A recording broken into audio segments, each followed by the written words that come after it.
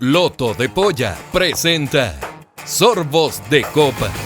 Las historias y anécdotas más fascinantes de los mundiales de fútbol en las voces de Rodrigo Vera e Ignacio Valenzuela. Un podcast de engancha.cl. Capítulo 3. Grandes goleadores. ¿Quieren datos? Esa es una de las formas de acercarse al gol. Por ejemplo, les doy la friolera que desde Uruguay en 1930 hasta Rusia el 2018 se convirtieron 2.548 goles en Copas del Mundo. Otro, que son más de 1.200 los jugadores que han anotado, pero poquitos, menos de 100, 97 para ser exactos, los que anotaron al menos 5 o más. Otra, que de cara a Qatar 2022 Cristiano Ronaldo podría tener un nuevo récord en su carrera, ser el único en marcar en 5 copas distintas. Lo clásico lo saben, ¿no? Que Klose es el máximo anotador y dejó a Ronaldo en el segundo lugar. ¿Que acaso Klose era mejor que Ronaldo? Bueno, aquí quería que lleguemos. Porque los goles son subjetivos y le damos una valoración emocional. No son lo mismo para nosotros los goles del Matador o de Leonel en las copas que los de Batistuta o Crespo. A veces, un solo gol en un mundial cambió la vida de un jugador y alegró y emocionó a un país entero. En este capítulo nos adentramos en las historias de grandes goleadores, pero también de algunos olvidados y otros que derechamente fracasaron a pesar de tener todos los pergaminos para romper el arco en un mundial. Somos Rodrigo Vera e Ignacio Valenzuela y esto es Sorbos de Copa. Bueno, empezamos con los goleadores, Rodrigo. Buenos datos que diste ahí. Son muchos, hemos tenido goleadores chilenos en Copas del Mundo. Tuvimos a Leonel, por ejemplo, uno de los goleadores del 62, con 4. En ese entonces con botín de oro. Me parece que el trofeo no como lo conocemos hoy día. Pero convertir goles en un mundial, sea uno, yo creo que hasta habilitar a un compañero en un mundial y que termine en gol, yo creo que nos emocionaría hasta las lágrimas. Ahora, acá la gracia es que no les vamos a contar quién fue el goleador de, no sé, de Estados Unidos 94 o de España 82. La gracia es contar historias de goleadores. Voy a comenzar con una, primera sobre la mesa. Italia 90. Un torneo que tenía obviamente al anfitrión como favorito, a Italia, un país del primer mundo, y que encontró en su grupo a Austria, Estados Unidos y la entonces Checoslovaquia. Todavía no era la República Checa. Bueno, el equipo italiano tenía como gran figura a Roberto Baggio y también a Gianluca Vialli. Ese era el diseño para Italia que obtuviese el título del mundo. No lo obtenía desde España en 1982 y además todos los ojos estarían en el Olímpico de Roma cuando debuta contra la selección de Austria. El partido es el típico de inauguración del anfitrión, del local, con muchos nervios, con pocas llegadas, y los italianos comenzaron a ponerse nerviosos. Ocurre que a última hora el técnico llama y convoca a un delantero que jugaba en la Juve, de nombre Salvatore Schillaci. Totó, para los más futboleros. Sus grandes cartas de gol eran Carnevale y Roberto Baggio, además de Gianluca Vialli.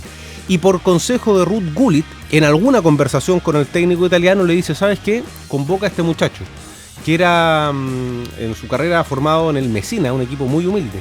Y la verdad es que Schillaci no tenía ni por las tapas pensado jugar. Entra a los 75 minutos, es decir, a los 30 minutos del segundo tiempo, por Carnevale. Y 3 minutos después, una jugada con un centro termina con un cabezazo de él, el gol y el gol del triunfo. Ahí no paró Totò Schillaci. No fue titular en el siguiente partido, pero le hacía la tarea más fácil a los italianos. Se transformó en el goleador de la Copa del Mundo. Anotó en partidos seguidos. Le hizo un golazo a Uruguay en octavos de final, a Irlanda en cuartos de final, a Argentina en la semifinal. Incluso le convierte en la definición por el tercer lugar a los ingleses y me queda un partido en la fase de grupos contra los checos. Ese es el historial de Salvatore Schillaci, que obviamente ocupando y haciendo un juego de palabras con su nombre, era el Salvatore de la Patria, como lo diría Pietro, el Salvatore de la Patria, porque le salvó la plata definitivamente y la patria a los italianos. Ahora tú me dices, la historia es planita, o sea, no tiene más que eso. No, porque después... No, ya no era plana, porque el tipo que venía, que era actor de reparto, termina siendo protagonista de la Copa del Mundo. Se va a jugar al Milan y no le va bien. Y te digo más, yo coleccioné el álbum de Italia 90, yo creo que tú también. Sí. Y Schillaci no estaba en las láminas. No estaba.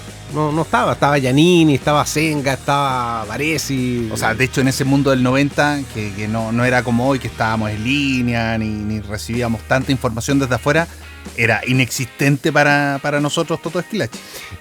¿Por qué tú me dices, o sea, por qué hacemos el vínculo de Gullit? Gullit era una de las figurazas del Milan, ¿sabe? Campeón con los Países Bajos en el 88, va a ese Mundial de Italia 90, y en conversaciones de fútbol con Arseglio Vicini, que era el entrenador de Italia, él le sugiere a Schillaci, le dice, es un futbolista, un delantero que te puede servir. Ya lo expliqué, vaya que le sirvió. El tema es que después del Mundial juega muy poco. Debutó en la selección italiana, no lo había dicho, 3 meses antes. O sea, es para escribir un libro. Él hace su autobiografía, ¿no? En algún momento, Schillaci. Se va a jugar al Milan, después se va a Japón y no le va muy bien. Se retiró relativamente joven, postuló un cargo de concejal, donde no ganó, y luego incluso participó en un reality, La Isla de los Famosos. ¿En serio?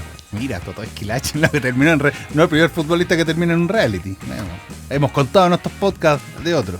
Esa es la historia de Totò, del gran Salvatore Schillaci, que fue goleador del Mundial de Italia 90. Y que, ¿Con cuántos goles? 6. Con 6. Los mismos que convirtió Alex Salenko, del que vamos a contar ahora, que es otra de las botas de oro. Mira, consecutivas las historias, porque esta es de Estados Unidos 94. El ruso Salenko, que en San Francisco tuvo una tarde de inspiración, donde convirtió 5 de sus 6 goles. El tema es que ese 28 de junio en San Francisco le convirtió esos 5 goles a Songo, el arquero de la selección de Camerún. Que ese día además era un día histórico porque vinieron esos goles de Oleg Salenko, que además enfrentaba a Roger Milla, que en ese minuto se transformaba en el jugador más longevo en estar en una Copa del Mundo. Entonces tenía varias connotaciones el partido. El tema es que esta historia no termina tan distinta a la que acabas de contar de Toto Schillaci. Dale, los que quieras. Pero medio ñoño, pero igual. Este es el primer mundial de Rusia como tal, como Rusia. Como Rusia. ¿Sí? Yo mencionaba antes, de repente van a ver en los libros, van a decir este par de pelotudos que está diciendo, tal como el de Checoslovaquia el 90 fue el último, después existe ahí una decisión. República Checa acá es un punto importante porque los rusos de gran tradición, de noble tradición futbolística, hasta el año 90 compiten como Unión Soviética. Y lo marco porque es el mérito de Salenko de ser delantero de la selección rusa. Aparto a Ucrania, en fin, a los países del bloque soviético. Que le daba efectivamente una connotación distinta. El tema es que los goles aquí, también para los más futboleros, esos 5 goles en un día, en una tarde inspirada, tampoco sirvieron de mucho. O sea, Rusia no clasificó ni avanzó de ronda en Estados Unidos 94. Suecia y Brasil completaban ese grupo. Estaban en ese grupo. Aquí lo importante de la historia de Salenko son 2 cosas. Lo que ocurre después, que él después de estos 5 goles, así como Toto Schillaci, también tiene buenas oportunidades, pero nunca más logra despuntar como lo había hecho antes en su carrera y como lo hizo esa tarde en San Francisco. O sea, lo que se esperó de él después de una jornada tan inspirada es que jamás llegó a...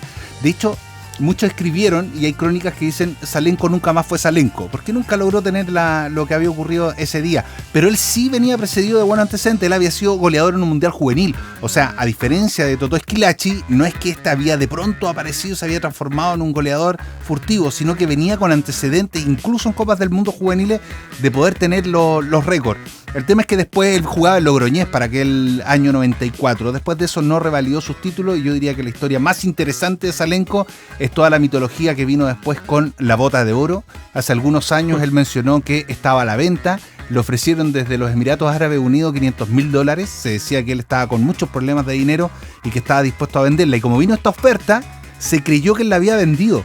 Pero si uno busca finalmente la historia y las declaraciones de Salenko en los últimos años, él ahí ratifica de que se tejió el mito, pero él jamás vendió la bota de oro. Lo que sí ocurrió es que se exhibió durante muchísimos años en un estadio en Ucrania. Él también jugó por Ucrania, por Rusia y por Ucrania. Tenía ese doble vínculo. De hecho, su traspaso fue el primer traspaso en el fútbol ruso, entre un equipo ruso y un equipo ucraniano, que en ese tiempo no se daba, por lo mismo, por la Unión Soviética. Exactamente, era absolutamente impensado.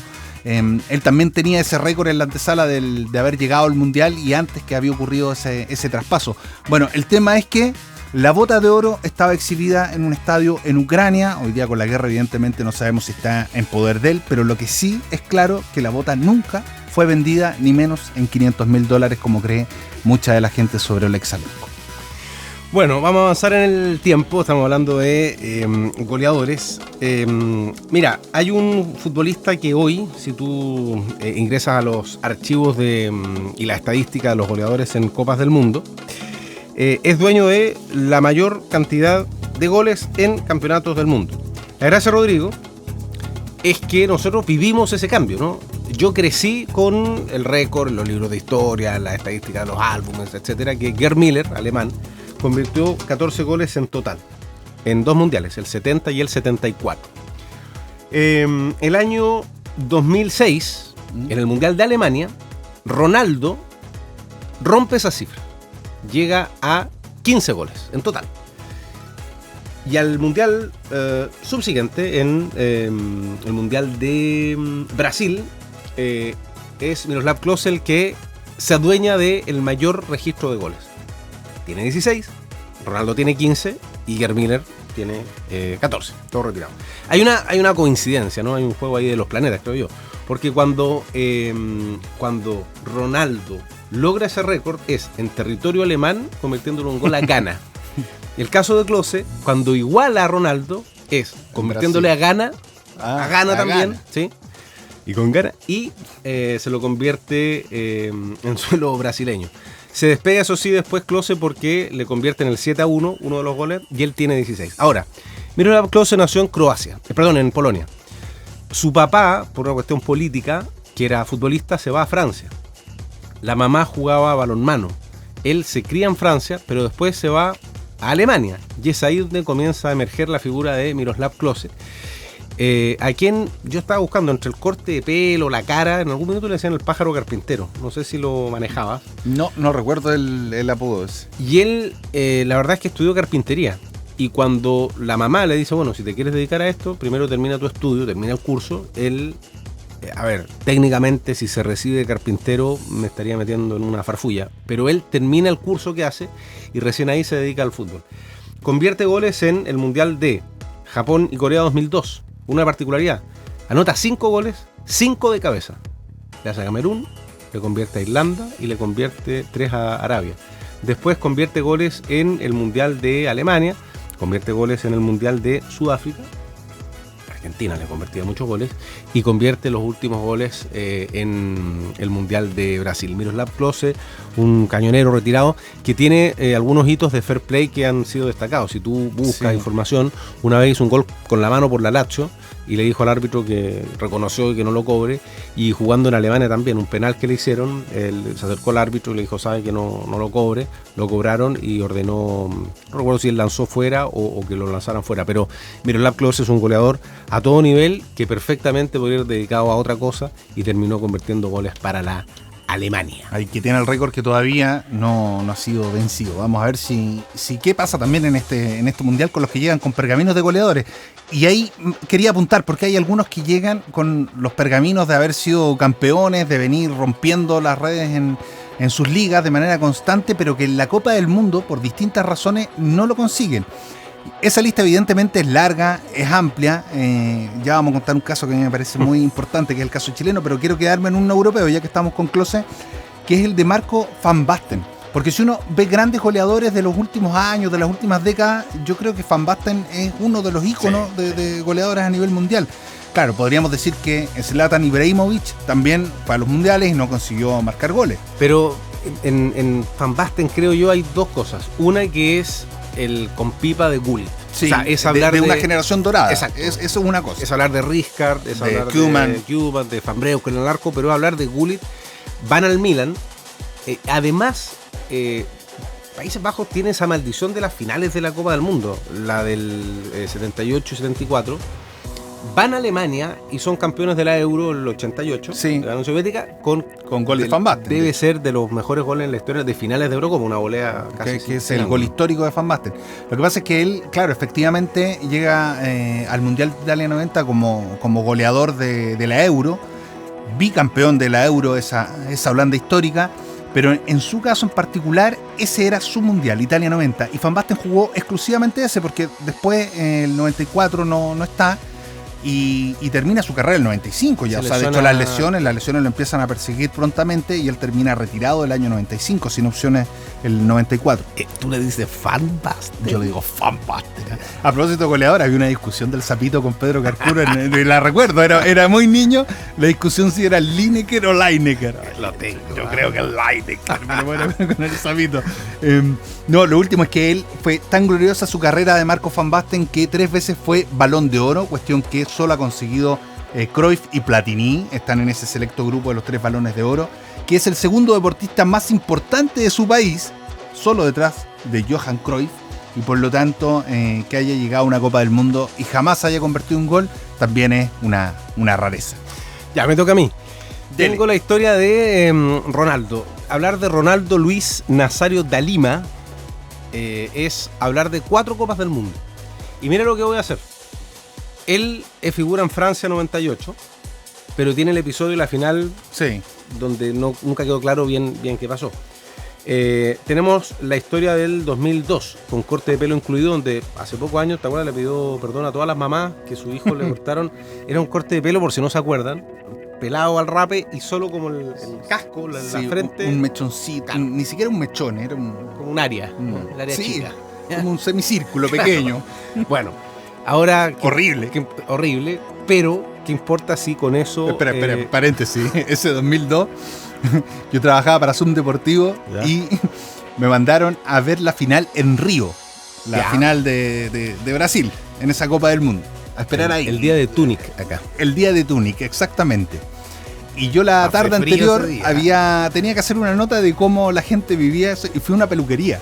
Una peluquería y grabé a 2 niñitos pequeñitos que entraban. No para mí, obviamente. Okay. Pero entraban 2 niñitos y le decían al peluquero, como Ronaldo.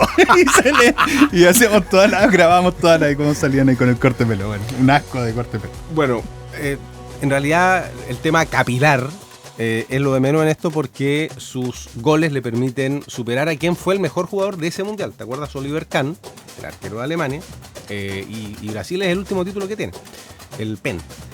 Y el 2006, te marcaba recién, el hito de Ronaldo es desmarcarse de Gerd Müller, alcanzar un Brasil que quedó eliminado con Francia en cuarto de final, pero anotarle a Ghana y ser el mayor anotador hasta ese minuto de la historia.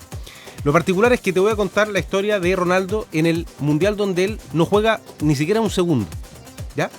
Tenía 17 años y Carlos Alberto Parreira decide llamarlo. Debuta pocos meses antes del mundial y él jugaba en Cruzeiro y todos hablaban de que era el nuevo Pelé. ¿Qué pasó? Se inscribe con el número 22 en la camiseta, debuta incluso en un partido contra Argentina, se perfilaba para cracks, había probado en Sao Paulo. La historia tiene además otro ingrediente. Había un futbolista muy joven, era más viejo, sí, tenía 22, 23 años, Denner, que jugaba en Portuguesa, que era la carta joven de Parreira, y fallece en un accidente. Va a Sao Paulo a firmar un contrato y de vuelta el auto choca y él lo ahoga el cinturón de seguridad. Es una historia bien trágica. Finalmente es convocado Ronaldo y se inscribe con el número 20 en la camiseta. Dije 22, es el 20. No jugó un solo segundo. Si tú miras el partido con Italia, él está sonriente, con sus dientes grandes y todo, festejando. Y dicen que por orden de la Confederación, que le dijeron a Zagallo, que era el ayudante de Parreira, Zagallo era muy buen amigo de O'Reilly, Pelé. Y Pelé ostenta el récord, ¿no? De ser campeón en Suecia al 58 con 17 años y no tengo exactamente los días. Acá está, Pelé. 17 años y 237 días, ser campeón. ¿Qué es lo que se dice que dice? ¿No me dice que dijo? Que no podía opacar a Pelé. Claro. O sea, si era campeón Ronaldo con Brasil... Si jugaba algún minuto, aunque sea un minuto con esa edad. Sí, eso es lo que se señala y que, bueno, ayudó Parreira, Zagallo a que Ronaldo no tuviese minutos y no está en el registro como campeón tan joven. Mira, gran historia. De hecho, solo desde ese Mundial del 58 hasta el de Rusia 2018, que aparece Mbappé, es el único que se le acerca a Pelé con esa edad, una edad muy, muy similar. Está primero Pelé y después Mbappé como los ganadores más jóvenes y en convertir goles además en final de Copas del Mundo. Yo te quiero contar de goleadores, voy a ir rápido con esta historia porque nos queda la trivia, pero a mí también me gustaría hablar de los goleadores chilenos en las Copas del Mundo, porque tuvimos a Leonel Sánchez, lo decíamos al inicio, como goleador. Está la figura espectacular del Matador Salas también en Francia 98, marcando 4 goles. El tema es que hay una cierta maldición con los 9, con los centrodelanteros, y ahí me quiero enfocar, porque yo creo que es una historia que igual vale la pena marcar desde los mundiales de Alemania 74, cuando marca el negro Humada. Sí. De ahí en adelante se produce un apagón de los 9 chilenos en los mundiales. Porque ¿cuál era el 9 de los mundiales siguientes?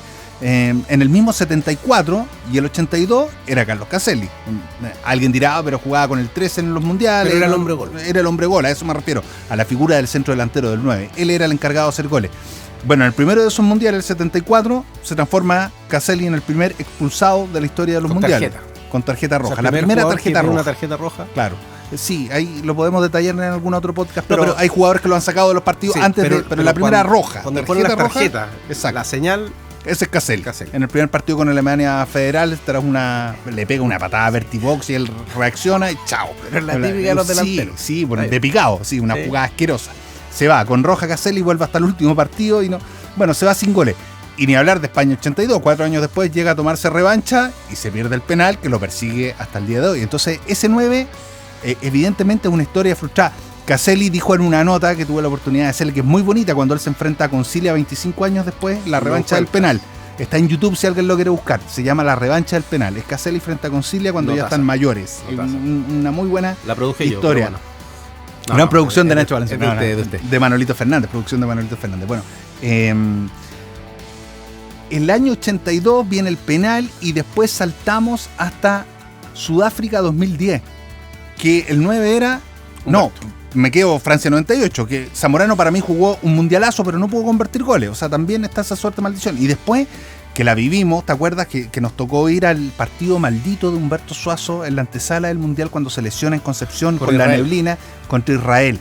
Y bueno, no convierte tampoco, juega muy poco, prácticamente nada en Sudáfrica 2010, y yo creo que se produjo ahí un apagón de los 9 de los centrodelanteros chilenos. Es así. Antes de ir a la trivia, ñoñazo, pero Lineker, lo que pasa es que Gary Lineker fue goleador de México 86, con 6 goles, después hizo en Italia otros 4, pero Inglaterra en México quedó a la vera del camino contra Argentina en cuartos. No puede en semifinales contra Alemania, pero hay un hito, yo creo que es, depende del horario que usted escuche este programa, podrá ponerle atención. ¿Tú has visto la imagen de Lineker una vez que reconoce que, lo digo en chileno, cuando se hace caca en un partido? ¿Tú lo has visto? Lo he visto, sí. Es increíble, lo reconoce después de muchos años, un partido con Irlanda, estaba mal de la guatita. ¿Ya? Y aprovechando que el pasto, y no voy a entrar en detalles, pero aprovechando que el pasto estaba mojado, la imagen lo capta. Es un partido de primera fase. En ese grupo estaba Egipto, Países Bajos, Irlanda e Inglaterra. Empatan. Él convierte un gol. Y en un minuto él reconoce. Se hace. Del 2, para decirlo más cítico. Sí. Botón grande. El tema es que una cosa es que se hace. Pero sin verdad. Sí. Una cosa es que se hace. Y otra es cómo se limpia. Y ocupa el pasto para hacerlo. Sí. Es una gran historia de Lineker que se ha transformado en un hombre de comunicaciones fuerte, un peso pesado en las comunicaciones inglesas. Bien, ya, cerremos. La trivia no tiene que ver con Lineker y sus necesidades. De parte de Vamos con la trivia. Parto yo. Okay. Guillermo Stabile, argentino, jugador de Huracán. Le hizo 2 goles a Chile, de hecho en el Mundial de 1930. No jugó uno de los partidos ante Francia, pero así y todo fue el goleador de la primera Copa del Mundo. ¿Cuántos goles hizo? 8, 6 u 11 goles. 6 me va a quedar en la esquina. 8 goles. 8 goles. 8 goles. Marré. Vale. Bueno, la venganza se sirve en plato caliente. Totoski Lachi. ¿Ya? ¿Cómo se llama? ¿Qué equipo era? Ya, pero vamos, ¿con qué número jugar la camiseta del Mundial? Messina. Apá. ¿Alternativa? ¿El 100? Pero siendo fácil.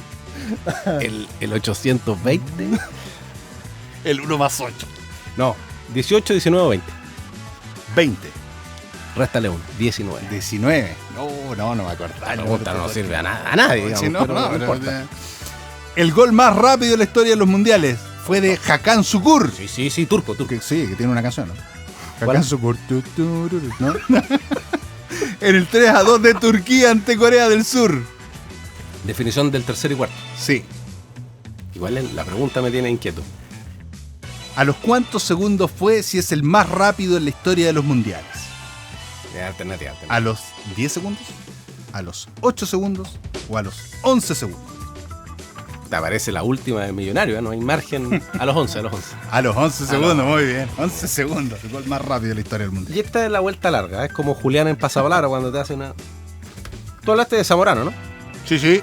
Zamorano jugó en qué equipo de España. Jugó. O sea, en dos, pero... En Sevilla y Real Madrid. Ya.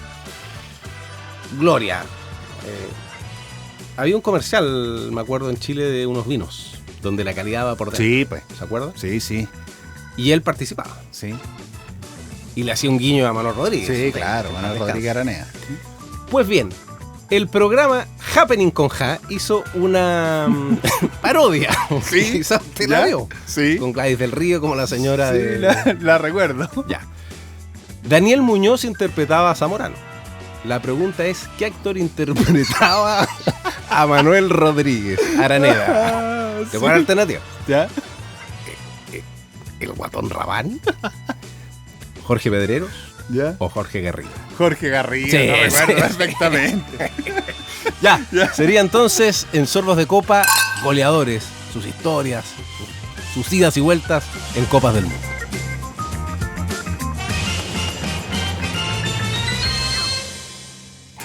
Loto de Polla presentó Sorbos de Copa con Rodrigo Vera e Ignacio Valenzuela, un podcast de engancha.cl. Nos puedes seguir en nuestra web, canal de Spotify y YouTube. El Kilo Producciones.